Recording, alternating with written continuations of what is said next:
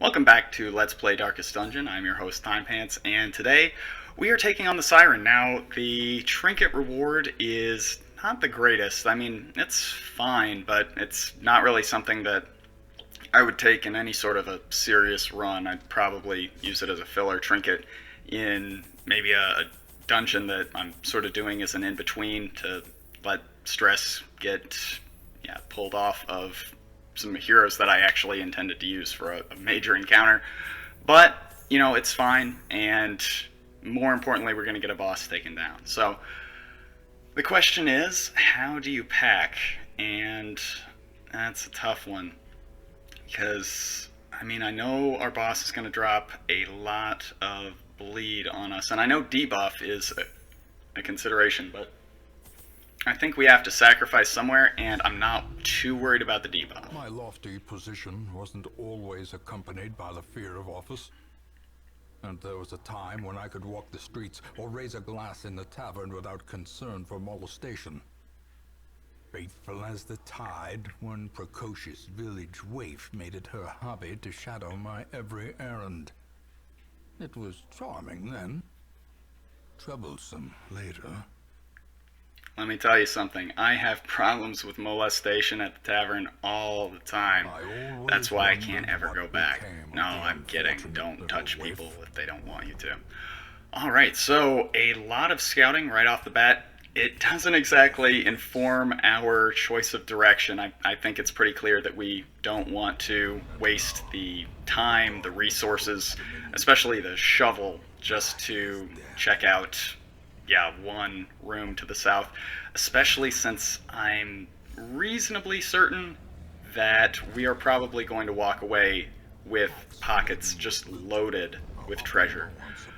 Now, this party is, I think, going to absolutely maul the Siren. Like, I think three of the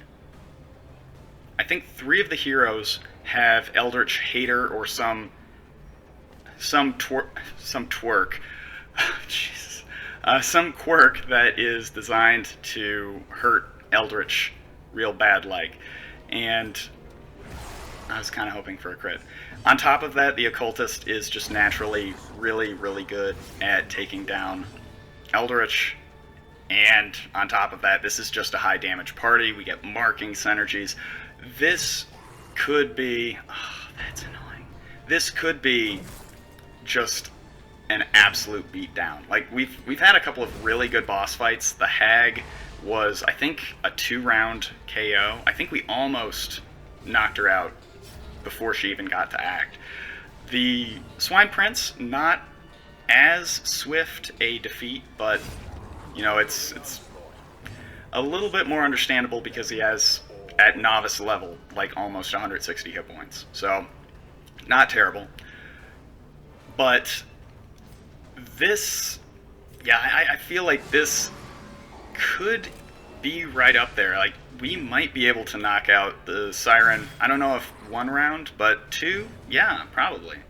And yeah, there's just so much great synergy here. Just, wonderful party. So, what is the big weakness? Well, there is no question about it. If either the Hellion or the Houndmaster gets swayed by the Siren, that will suck. That's going to be a really, really potentially nasty turn of events. Barbaric Yup is easily the worst possible outcome that we could possibly imagine. Possibly, if that's even possible. Don't laugh at your own unintentional jokes, Timepants. So, the other nasty turn of events could be if, our Houndmaster gets dog-napped and he ends up, like, puppy guarding the Siren. That could be really bad. Losing a round and letting her basically act with total impunity is bad at the worst of times. Bad at the best of times. But on top of that, this isn't really a party that can handle delays well. We are on a schedule with this party. So, obviously, the Hellion does have like a self-buff move, but I don't have it. Like, I've never really seen the purpose of it, because the Hellion is just a character that you want to be reeling off as much damage as possible round to round anyway. So, I don't think ever, maybe once, I have used that move for a challenge where, I think back in the original series that I did, somebody suggested a party where the only healing can be self-heals. And I used the Hellion's self-heal for that. And that was it. So, the bounty hunter can't really delay. We don't want him to accidentally stun the bounty hunter, so all we can really do is move around. And I mean, where are we going to move to? If the Houndmaster has been took, then we don't want him to move back, because then our occultist is going to lose the ability to heal. We don't want him to move forward, because by that point we expect that the Hellion is probably going to have that self buff where she needs to be in the front row to do maximum damage. So that kind of, that is worse than at first blush it might appear.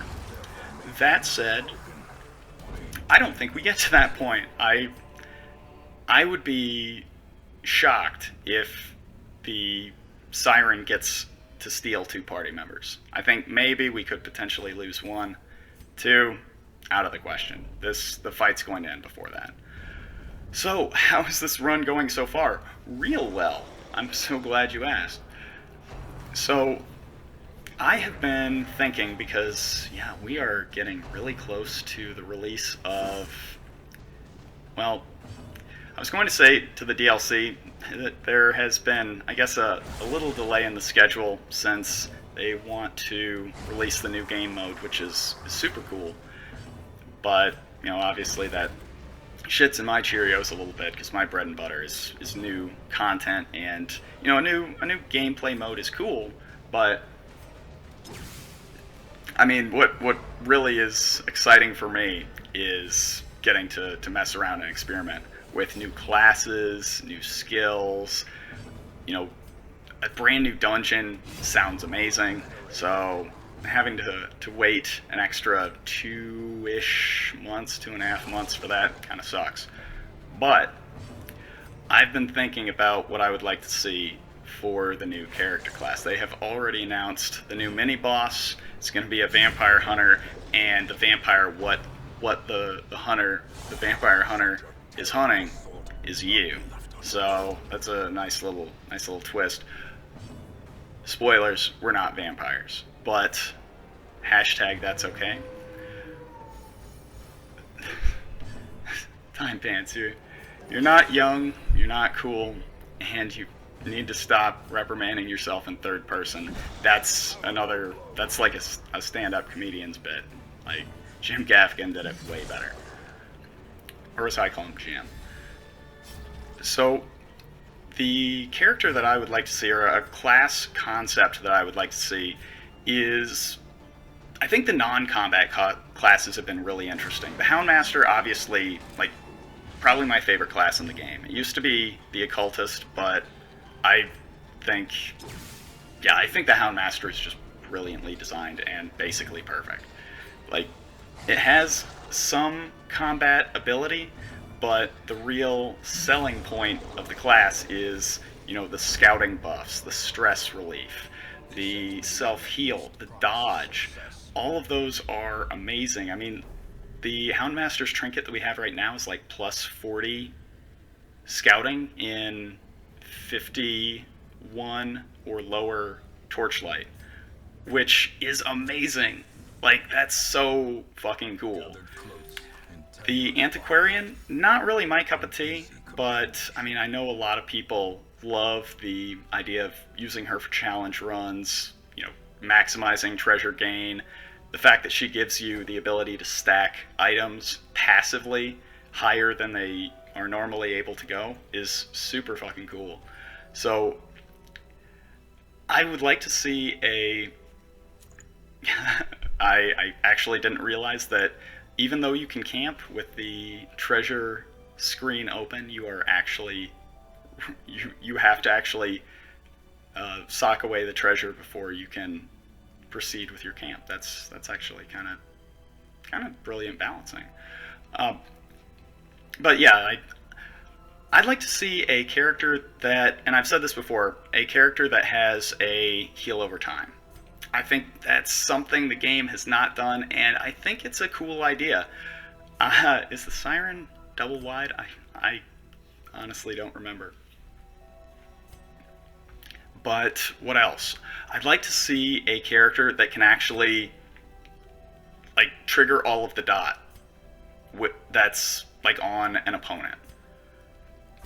Because one of the things that kind of annoys me about the game balance, and I don't think that there are a lot of things that the game has that are inherently imbalanced or stupid, if I may be so bold, but crits on dot attacks, I think, is a real standout of poor design. What do I mean by that? Well, here's the thing, what's got me angry. First off, okay, I was going to be so upset if we got ambushed. But yeah, for the second boss run in a row, I did not bring any anti-ambush camping skills. But yeah, if you the wound is starting to fester. The flesh around it is gray, flaking and rigid, almost scale-like. As I write this, my breathing has taken on a hollow timbre, and is more labored. My compatriots are laughing and tell me not to worry. It's all just the salt mist in the air that pervades these caverns. Dude, you need to stop hanging out with these people. They do not have your best interests at heart. But yeah, you get 5 ticks of a dot if you crit the enemy. Here's the thing. There are no enemies in the entire game that, after you crit them, are going to live for 5 rounds. Like, maybe the final boss. So, that is a buff that only the enemies really enjoy. I mean, you could potentially eat 5 rounds of continued damage. Absolutely. But yeah, you rarely get the benefit out of critting with a dot attack. So a character that has the ability to like immediately clear all of the dots on an enemy and just get all the damage at once, I think that's really cool, especially if it conferred the bonus of not leaving a corpse behind.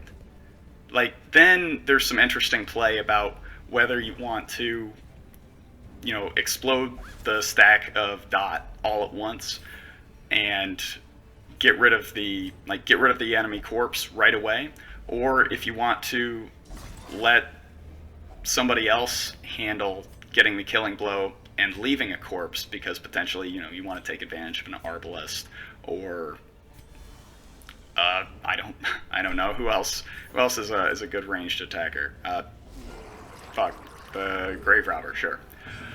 Okay, this sucks because I definitely do not want to eat a big... Okay, thank God. I don't want to eat a big pile of stress or get a plus stress debuff right before a boss that is going to stress the fuck out of our opponents when she hypnotizes them. So that was an ugly start to the round. How in... Like, our cultist has 8 speed. How in God's name did... Okay, nice. Not a kill, though. But how did none of our characters get to go first except for the bounty hunter? Okay. Gosh, okay. So, it sucks leaving it up to our Houndmaster. Just... I was gonna say don't miss. Oh, Jesus. Okay. Like, thank you, God, that we got the kill there. That could have been terrible. And yeah, I just don't want to risk the shaman dropping a buff on the pelagic grouper, getting a crit, and all of a sudden somebody's on death's door right before the boss. So this is fine. We'll settle for thank you for not being a crit. I feel like they get better damage swinging with their swords, and then spearfishing is like considerably higher crit chance. Maybe that's just my own biases talking, but I don't think so. Yeah, I think we actually take this opportunity to maybe get a little bit, okay, get a little bit of healing. So yeah, I think that'd be a cool idea for a class. I'd also like to see a class that has really like above the curve camping skills, and maybe they're just bad at offense, but their camping skills are fucking baller sauce. Wouldn't that be sweet?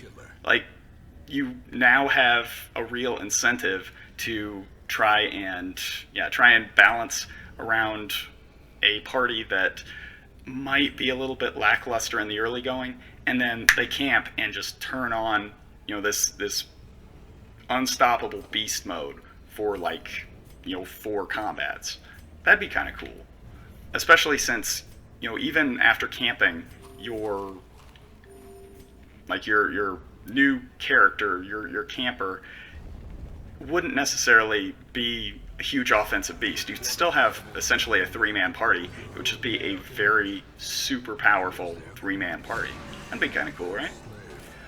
Or, again, give them like really crazy good camping buffs, but they're offset by severe penalties. And I'm talking like penalties that you cannot wipe with just using a medicinal herb. Okay, now this is the nightmare scenario. Honestly, it might have even been worth uppercutting her, because she can take a punch, but yeah, honestly, that was a misplay. I should not. Okay, that's good. I should not have let her get a turn. But like at this point, I feel like we're so close. Like maybe our Houndmaster can finish it right now. Fuck you, Phalanx. Okay, please don't bleed.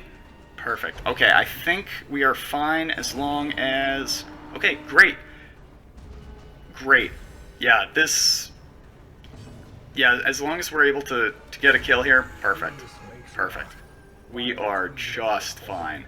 And we can probably get a kill. Perfect. Alright. Whew. And look at that treasure. Yeah, like I said, I was not sweating passing up that detour there in the early going, because we are fucking stacked. We are walking away with pockets jingling. Like, you probably want to look out for muggers, because we are just walking home with a fat wallet. I mean, I don't even see the purpose in going any further, right? Like, it's kind of tempting, but I think at that point we'd really just be trading. Yeah, I think we'd just be trading for better treasure, and that's not guaranteed. There's enough of a chance of stress that I'm not worried about it. So that was phenomenal. That was really good. And yeah, with that, we walk away feeling like we can put a check mark in our done good box. That was textbook. So yeah, now, I mean, obviously another boss. We still have like 4 to take out. So obviously we do need to hurry up and do that so we can move on to veteran dungeons. But I'll see you next time. Bye.